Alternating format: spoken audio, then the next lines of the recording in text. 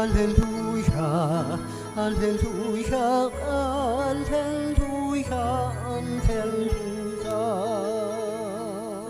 Buhay ang salita ng Diyos, ganap nitong natatalos tanang ating niluloob.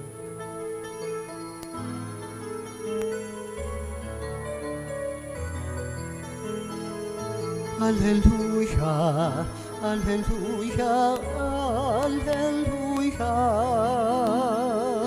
Alleluia, Alleluia, Alleluia, Alleluia. Sumainyo ang Panginoon. At sumaiyo rin. Ang mabuting balita ng Panginoon ayon kay San Mateo. Papuri sa iyo, Panginoon. Nung panahong iyon, sinabi ni Jesus sa kanyang mga alagad ang talinghagang ito. Ang paghahari ng Diyos ay katulad nito. Lumabas ng umagang-umaga ang may-ari ng ubasan upang humanap ng mga manggagawa. Nang magkasundo na sila sa upa na 1 denaryo maghapon, sila'y pinapunta niya sa kanyang ubasan. Lumabas siyang muli ng mag-iikasyam ng umaga at nakakita siya ng iba pang tatayo-tayo lamang sa liwasang bayan. Sinabi niya sa kanila, "Pumaroon din kayo at magtrabaho sa aking ubasan at bibigyan ko kayo ng karampatang upa." At pumaroon nga sila. Lumabas na naman siya ng mag-iikalabing-dalawa ng tanghali at ang mag-iikatlo ng hapon. At gayon din ang ginawa niya. Nang mag-iikalima ng hapon, siya'y lumabas uli at nakakita pa ng mga ibang wala ring ginagawa. Sinabi niya sa kanila, "Bakit kayo tatayo-tayo lang dito sa buong maghapon? Wala pong magbigay sa amin ng trabaho eh." Sagot nila. At sinabi niya, "Kung gayon, pumaroon kayo at gumawa sa aking ubasan." Pagtatakip silim, sinabi ng may-ari ng ubasan sa kanyang katiwala, "Tawagin mo na ang mga manggagawa at sila'y upahan, magmula sa huli hanggang sa buong nagtrabaho." Ang mga nagsimula ng mag-iikalima ng hapon ay tumanggap ng tig-1 denaryo. At nang lumapit ang mga nauna, inakala nilang tatanggap sila ng higit doon.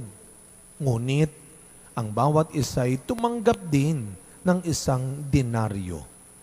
Pagkatanggap nito, nagreklamo sila sa may-ari ng ubasan. Sabi nila, 1 oras lang pong gumawa ang mga huling dumating. Samantalang maghapon kaming nagpagal at nagtiis nang nakapapasong init ng araw. Bakit naman po ninyo pinagpare-pareho ang upa sa amin? At sinabi niya sa isa sa kanila, "Kaibigan, hindi kita dinadaya. Hindi ba't nagkasundo tayo sa 1 denaryo? Kunin mo ang ganang iyo at umalis ka na. Maano kung ibig kong upahan ang nahuli ng tulad ng upa ko sa iyo? Wala ba akong karapatang gawin ang aking maibigan sa ari-arian ko? O naiinggit ka lang sa aking kabutihang loob?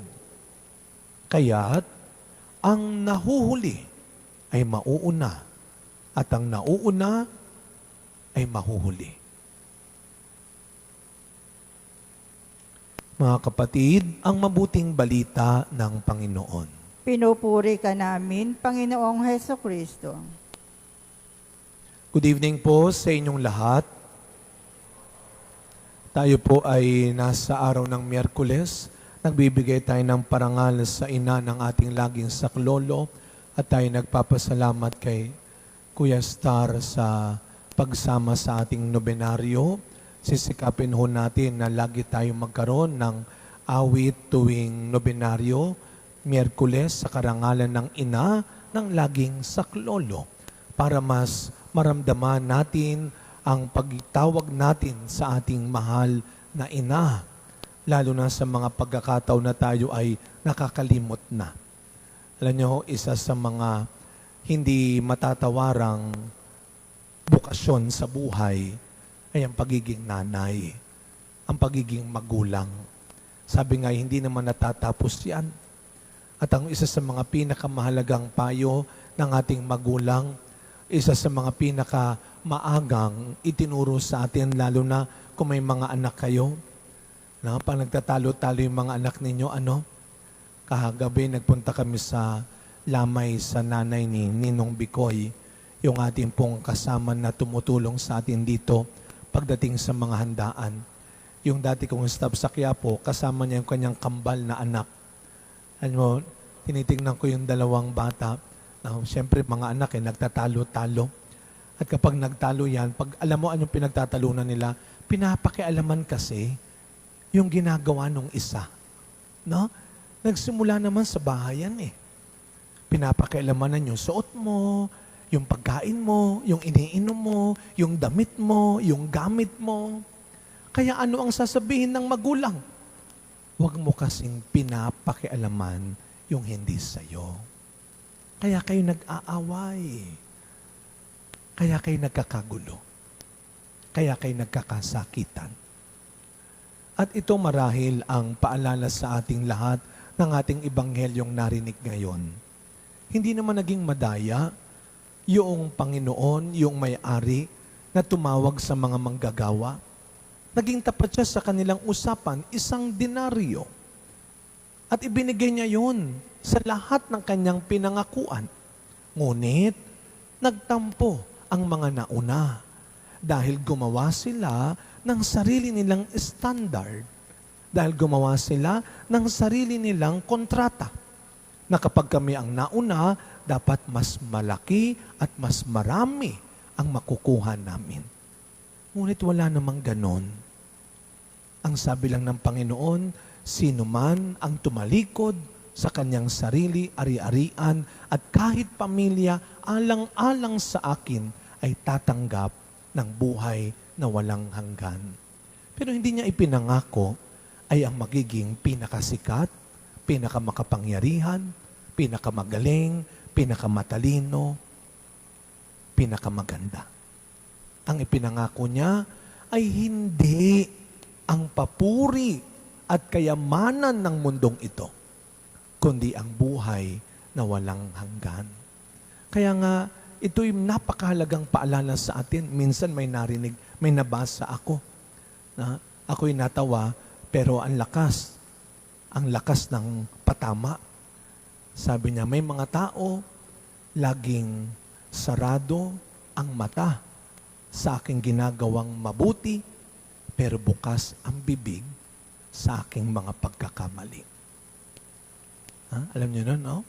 Laging bukas laging sarado ang mata sa aking ginagawang mabuti, pero laging bukas ang bibig sa aking mga pagkakamali.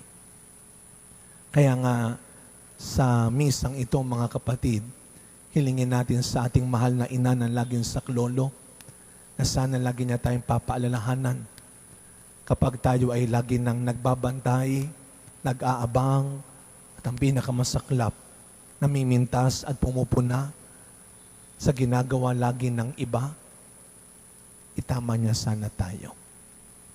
Dahil ang pangako ni Kristo, ang nauuna ay nahuhuli. Ang nahuhuli ay siyang mauuna.